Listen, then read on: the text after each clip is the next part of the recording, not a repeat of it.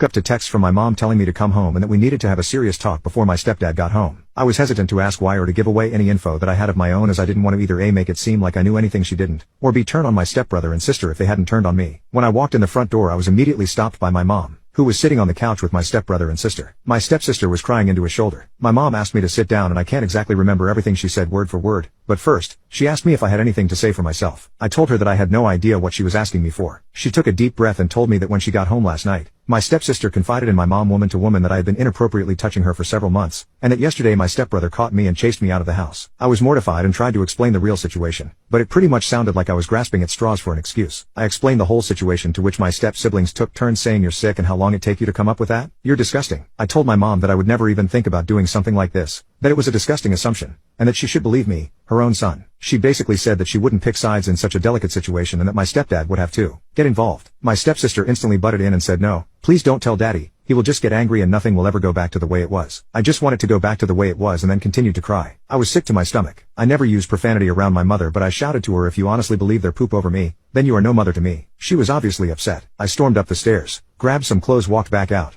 and went back to my buddy's house. The next few days go by and my mom has been calling and texting saying that no one is going to tell your stepfather and that I don't want to jeopardize our family. No one else needs to know what happened. But in my head, I can't just agree to that and let it go. It would be admitting to something I did not do. Not to mention my mom would see me in a completely different way, a disgusting predator way if she doesn't already. I have gone home a couple of times since then, grabbed clothes and left. My buddy is fine with me staying for however long, although he has no idea of the situation. My stepfather remains clueless, and I am pretty much stuck in this void until I figure out how to convince my mother that this didn't happen, or convince anyone that this didn't happen.